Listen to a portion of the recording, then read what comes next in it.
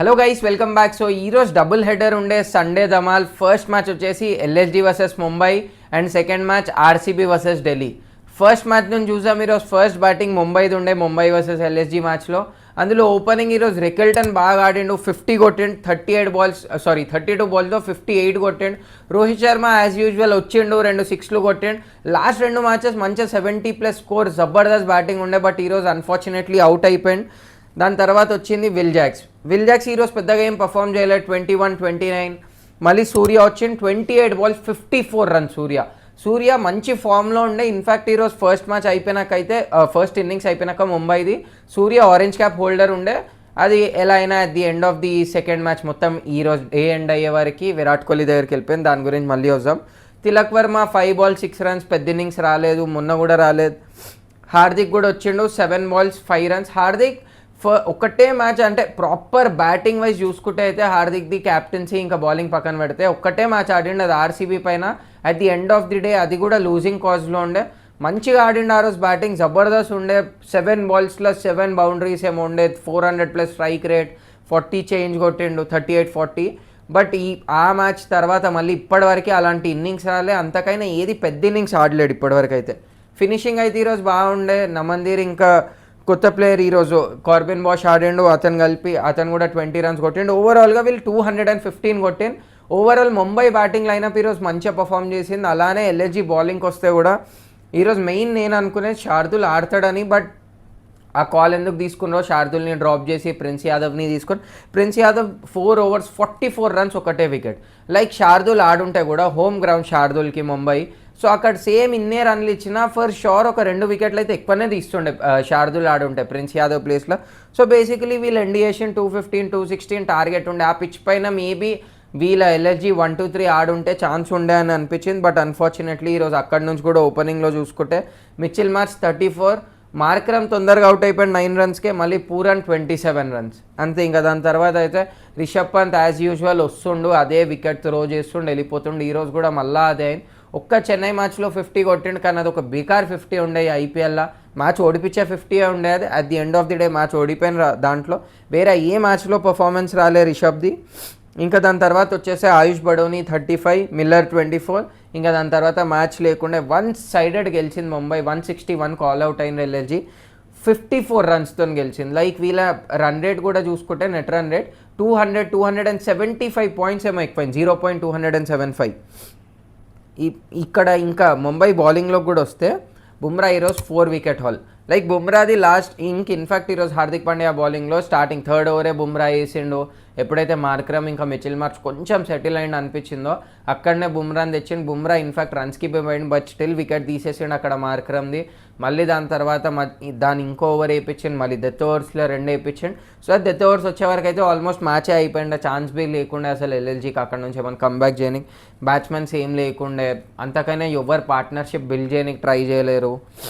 బుమ్రా తీసిండు 4 wickets, bolt 3 wickets. Bolt కూడా బాగా వేసాడు, కానీ బోల్ట్కి వచ్చిన వికెట్స్ కూడా లాస్ట్లో వచ్చినాయి. మళ్ళీ ఎండింగ్లో ఆయుష్ బడోనిది ఒకటి, దిగ్వేష్ షాటి, మిచిల్ మార్ష్ ఒకటి పైన తీసిండే.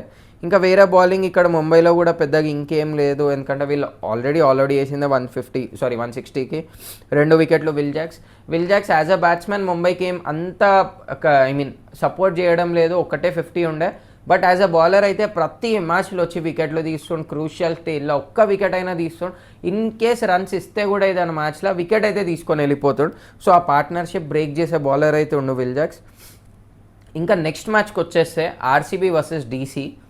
ఈ మ్యాచ్లో లైక్ నేను అనుకుంది అయితే డీసీయే కొడుతుంది మ్యాచ్ అని. But RCB first DC batting నుంచి చూసుకుంటే ఈరోజు ఫస్ట్ బ్యాటింగ్ డీసీది ఉండే.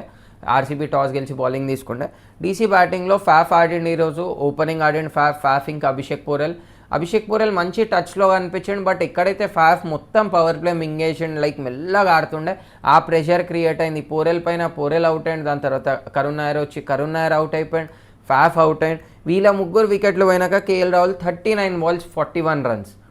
లైక్ అంత స్లో ఇన్నింగ్స్ ఈ మ్యాచ్లో. ఆ చిన్న గ్రౌండ్, ఓకే పిచ్ కొద్దిగా డిఫికల్ట్ ఉండే, బట్ స్టిల్ అది జస్టిఫై అయితే కాదు 39 balls 41 runs.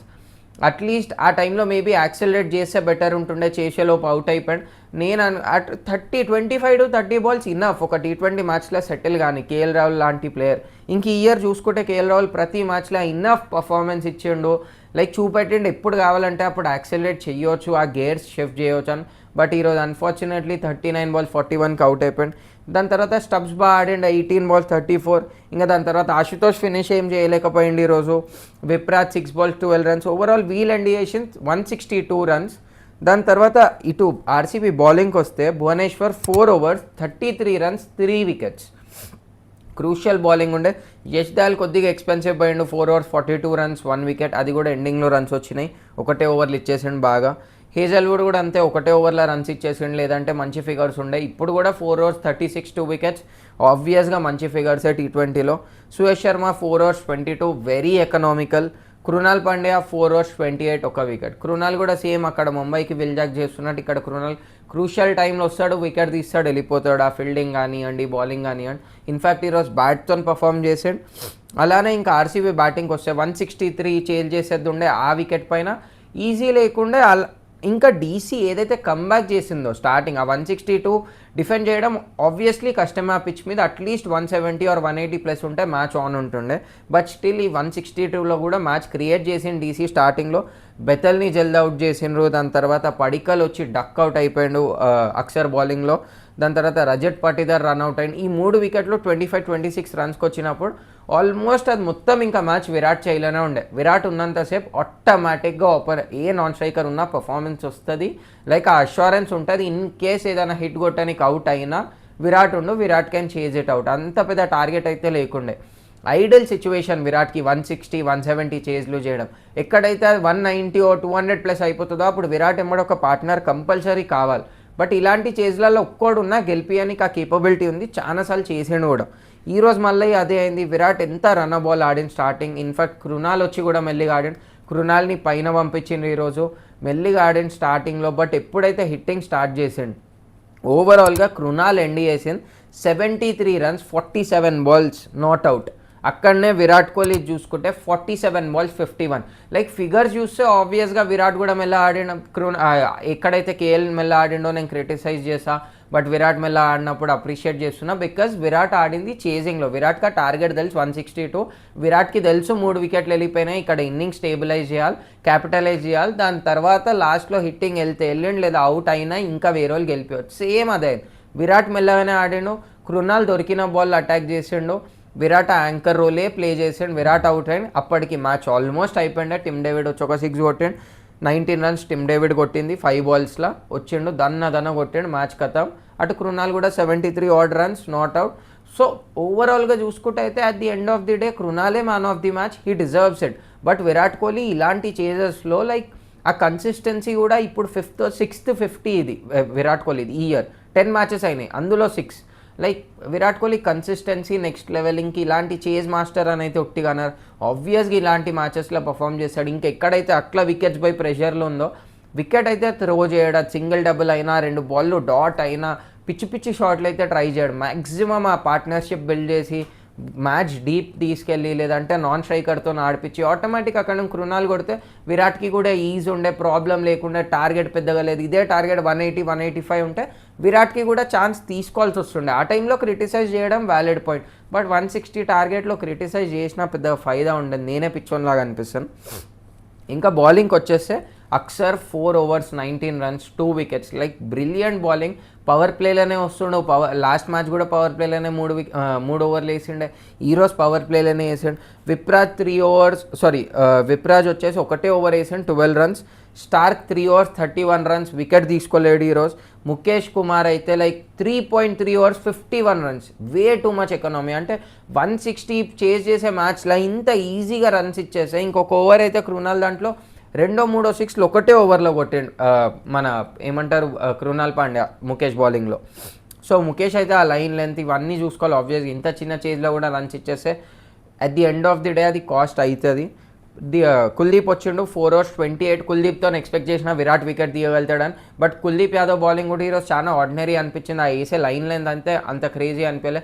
బాల్ టర్న్ అవుతుండే, గ్రిప్ కొద్దిగా అవుతుండే, అంత ఎక్కువ టర్న్ లేకుండే. బట్ స్టిల్ వేసిన లైన్ లెంత్ కూడా ఈజీ సింగిల్స్ ఉండే విరాట్కి. లైక్ ఎక్కడ ప్రెషర్లో లేకుండా విరాట్ ఇప్పుడు సింగిల్ తీయని గ్యాప్స్ క్రియేట్ చేయాలి. వీళ్ళు ఆల్రెడీ గ్యాప్స్ ఇచ్చి పెట్టిండే ఆడనే బాల్ వేసుకుంటా ఈజీ సింగిల్స్ వచ్చినాయి స్ట్రైక్ రొటేషన్కి. ఇంకా చమీరా 3 overs 24 runs ఒక్క వికెట్. సో ఓవరాల్గా ఈజీ చేజే అయింది ఎట్లయినా ఆర్సీబీకి కూడా. ఇక్కడ స్టార్టింగ్లో ఆబ్వియస్గా అది ఒక ఎక్సైట్మెంట్ ఉండే డీసీ 3 వికెట్లు తీయంగానే, కానీ దాని తర్వాత పార్ట్నర్షిప్ అవుతున్న కొద్దీ ఇంకెక్కడ డీసీ మ్యాచ్లోనే అనిపించలేదు. At the end of the day 18.3 ఓవర్స్కి డీసీ మ్యాచ్ చేజ్ చేసేసింది. సో ఓవరాల్గా ఇప్పుడు ఆర్సీబీ మ్యాచ్ చేజ్ చేసింది. ఇప్పుడు ఓవరాల్గా పాయింట్స్ టేబుల్ చూసుకుంటే ఇప్పుడు ఇంట్రెస్టింగ్ అయింది పాయింట్స్ టేబుల్. బికాజ్ ఆర్సీబీ వచ్చేసి number 1 with 14 points, 10 matches 7 wins 14 points. దాని తర్వాత GT 8 matchesలో 6 wins 12 points. Mumbai 10 matchesలో 6. Mumbai కూడా థర్డ్ పొజిషన్కి వచ్చేసింది. ముంబై కూడా ఇప్పుడు డెడ్లీ కాంపిటీషన్ ఇవ్వగలుగుతారు టాప్ 4 కోసం. కంటిన్యూస్గా గెలుస్తున్నారు ముంబై అయినా ఇటు ఆర్సీబీ అయినా. DC 9 matches 6 wins. DC compulsory next match గెలవాలి, మళ్ళీ ఆ టాప్ 2లో ఉండాలంటే. టాప్ 4లో అయితే ఎలా ఉంటుంది అనిపిస్తుంది, అన్లెస్ అండ్ అంటిల్ ఇక్కడ నుంచి మరీ కొలాప్స్ అయిపోతే టీం. 12 points ఆల్రెడీ ఉన్నాయి, 2 మ్యాచ్లు గెలవాలి, ఇంకా నెట్ రన్ రేట్ కూడా హెల్దీ ఉంది. సో నెక్స్ట్ మ్యాచ్ గెలిస్తే ఆటోమేటిక్ సేమ్ ఆర్సీబీ స్టేజ్ అయిపోతుంది 10 matches 7 wins అని డీసీకైనా. అండ్ నెక్స్ట్ వచ్చేసి పంజాబ్ 9 matches 5 wins. పంజాబ్ కూడా ఇప్పుడు నెక్స్ట్ మ్యాచ్ పంజాబ్ ఇంకా పంజాబ్ సిఎస్కేతో ఉంది. సో మోస్ట్ ప్రాబ్లీ ఆ మ్యాచ్ చెన్నైలో ఉంటే కూడా పంజాబ్ ఈజ్ ఫేవరెట్, పంజాబ్ గెలవాలి కూడా మ్యాచ్. 10 matchesలో పంజాబ్ది 13 points అయితే, ఎందుకంటే నిన్నటి మ్యాచ్ టై అయిండే రెయిన్ వల్ల. సో ఆ నో రిజల్ట్ మ్యాచ్ ఆ 1 point ఈదర్ నెగటివ్గా కూడా ఇంపాక్ట్ కావచ్చు పంజాబ్కి at the end of the day. మొత్తం ఐపీఎల్ ఈ లీగ్ స్టేజ్ మ్యాచెస్ అయిపోయినాక 15 points ఆగిపోవచ్చు, లేదంటే ఒక పాయింట్ ఎక్కువై 17 pointsతో క్వాలిఫై కూడా కావచ్చు. సో అది లాస్ట్కి చూడాలి, ఇది వీళ్ళకి బెనిఫిట్ అడ్వాంటేజ్లో క్రియేట్ అవుతుందా, ఇలా డిసడ్వాంటేజ్ అవుతుందా. అలానే ఎల్ఎల్జీ 10 points 5 గెలిచిండ్రు, 10 points ఉన్నాయి, 10 matches ఆడాను. సో ఎల్ఎల్జీకి ఇక్కడ నుంచి రావడం కష్టం, ఎందుకంటే నెక్స్ట్ మ్యాచెస్ ఎల్ఎల్జీ చూస్తే డిఫికల్ట్ మ్యాచెస్ ఉన్నాయి, back to back 3 Punjab RCB GT. దాని తర్వాత లాస్ట్ ఎస్ఆర్హెచ్తో ఉంది. ఈ 4 టీంలలో చూస్తే ఆబ్వియస్గా ఎస్ఆర్హెచ్ కొద్దిగా ఈజీ, బట్ ఆ టైం వరకు ఆల్మోస్ట్ ఎల్ఎల్జీ టోర్నమెంట్ అయిపోతుంది. ఈ 3 matchesలో కంపల్సరీ ఎల్ఎల్జీ గెలవాలి టాప్ 4లో ఉండాలంటే.